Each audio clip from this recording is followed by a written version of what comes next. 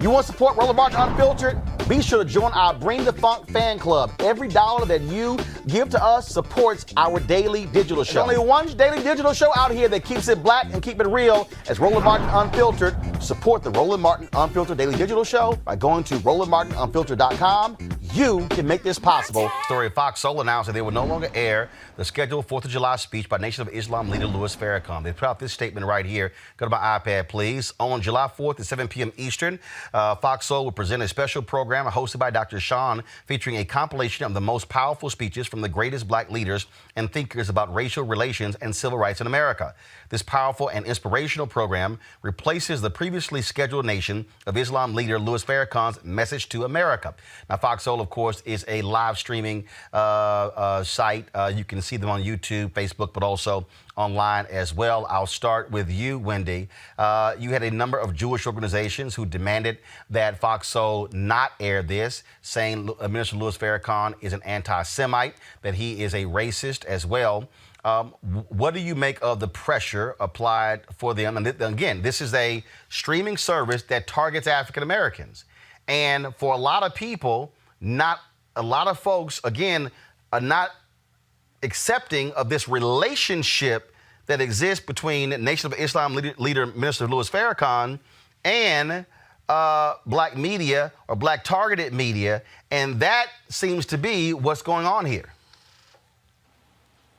I think is actually really interesting. And I knew something was going to come down the pike because when it was announced that Minister Farrakhan would be speaking, I believe as Jay Tapper from CNN, he released a statement, quote, retweeted and said, why would you have somebody that's not only anti-Semite, but is against the LGBTQ plus community come on your show? And then Ice Cube responded with a tweet saying, watch your mouth, Jake.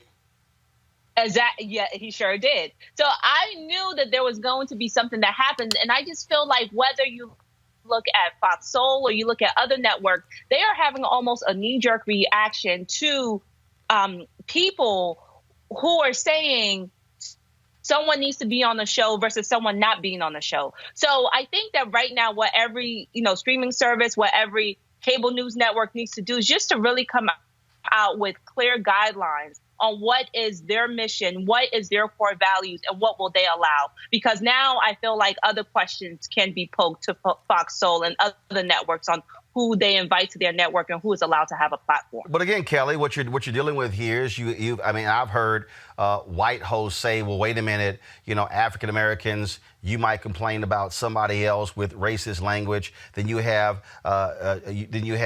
Jewish folks who say Minister Farrakhan has used hateful racist language towards them, towards whites as well. And so you have this dichotomy, but then you look at the Million Man March.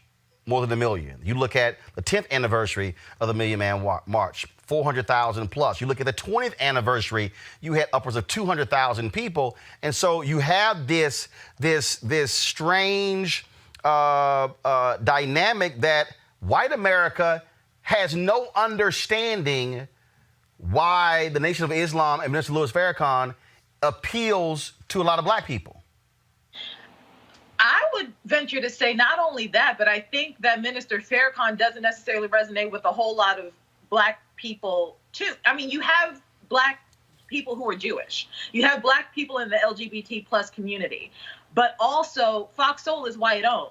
So it's a multi-layered issue, and there's a lot of dynamics in play that I simply cannot flesh out in the 30 seconds that I have. But what I will say is that I do think it's problematic when black voices are reduced to a monolith. And Minister Farrakhan has spent his entire life and legacy and career, what have you, basically dismantling the fact that black people are a monolith in thought. So I do find it a little bit problematic that they shut him down because of that. But I also see the rationale behind possibly protecting the audience that is black Jewish people, that is black LGBT plus, that is black Jewish and LGBT plus. I mean, there's a lot of intersectionality going on, and it is I don't want to say confusing, but it is conflicting, So I don't have the answer, but I do find it problematic. But Chris, first of all, do you think it was smart for them to do so, to pull Minister Farrakhan's speech from Fox Soul? Yeah, I think so. Look, but there's a larger problem here. And this larger problem is relative to, and this has been going on, and I think it's going on more and more now, a whole discussion about platforms like Fox Soul, Black this, Black that, Black the other. Here's my question, though. My question is, how involved are Black people? Who's making those decisions? That's the larger problem for me. So are you saying that let's put it out here. Are you saying that even though Fox Soul is Black targeted, that if a Black network or a Black streaming service, a Black-owned network or a Black streaming service, if they chose to carry Minister Farrakhan's speech, you would not have seen the same attacks against them as you saw against Fox? No, I don't think so. I don't think so. Because I think in that particular case, it's the question of what the message is, them knowing who their audience actually is. And I think that's a large part of the problem. Look, we keep getting like Fox Soul. I mean, okay, so you target Black people. Wow, thanks.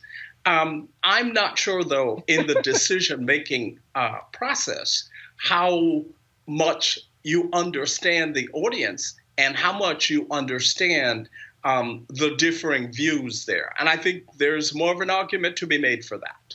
So I'll put this out here because it's very interesting. I've had conversations with Black folks privately, and they'll say, absolutely, I have a problem with Minister Farrakhan's language when it comes to Jews.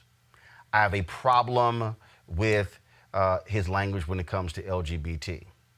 But then they say, on the other hand, it resonates when he's talking about white supremacy. If you go back, and again, I'm just taking this thing through history. If you look at the appeal of the Nation of Islam in late 50s and 60s, you sort of had this same thing. And I don't think when the white America actually understands any of those dynamics that exist in the Black community. I think that what you said is a contention that I often feel as a woman who loves hip hop, right? Like you just described it beautifully.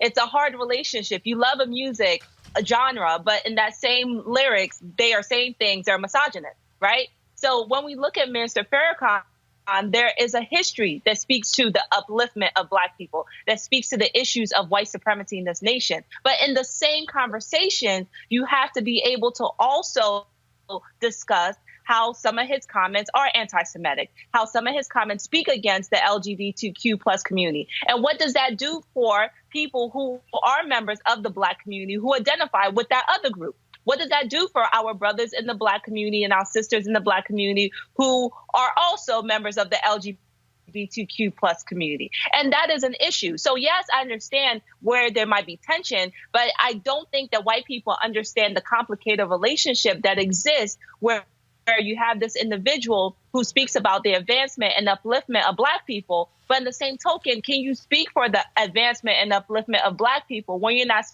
speaking about all Black people? Or are you just speaking about the Black people who do not also fall into these other two categories? And there lies the contention. So go ahead, Chris. No, it seems to me that the analysis is both and, not either or. Are you simply going to say, he's done these things, he said these things, therefore he is not good, his voice should not be heard? Or are you going to do both? And that's the question. I think it's both and. I don't think it's either or. And we keep getting locked into these binary choices about it's either A or B. And particularly in Black communities, there are a number of complications. For me, for example, as someone who is Black and conservative, it's a whole lot going on there. And so I think being able to understand that is part of the discussion. So, okay, so Kelly, with that, so if there are people who say, hey, I see Richard Spencer, David Duke, and Louis Farrakhan as all the same, and that is 3 races, 2 white, 1 black. Are they correct or are they wrong? I feel like that is a hyperbole of a comparison. I don't recall David Duke truly doing anything for the upliftment of an entire community that remotely compares to what Farrakhan has done for the black community. It's not like David Duke upholds an ideology that is anti-everything. It is wholly xenophobic, and it doesn't do anybody any favors whatsoever. I do not put him in the same category as Louis Farrakhan. However, when I can't remember her name, but the panelist who was talking about the hip hop analogy, I really liken it to that. Wendy, thank you. I'm sorry. I liken it to that. It is one of those things where it's conflicting, but because we are all a community, I do feel like there's a level of accountability that we can hold Minister Farrakhan to still, even though he has established a legacy and a platform.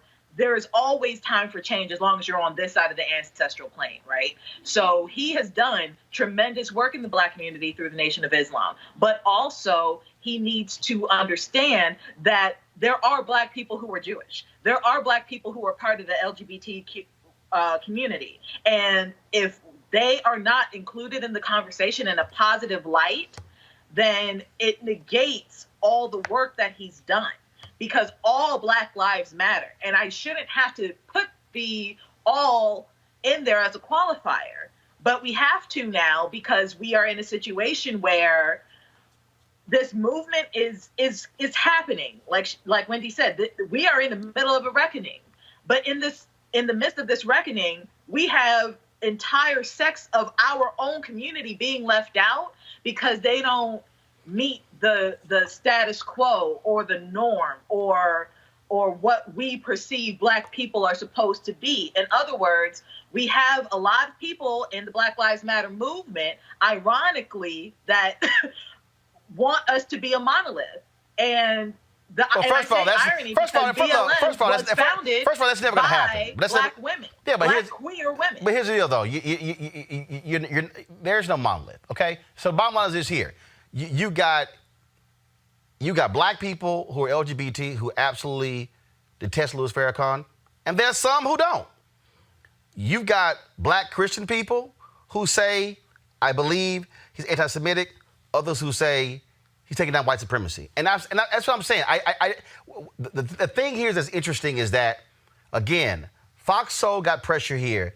If a black-owned outlet had chosen to air the speech, I don't believe for a second you would actually have this level of reaction.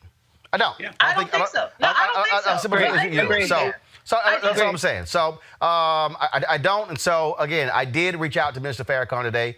We did talk offline. And hopefully, after he speaks July 4th, we will have him on to talk about this and other issues as well. All right, folks, back to our Roland Mark Unfiltered video in just one moment.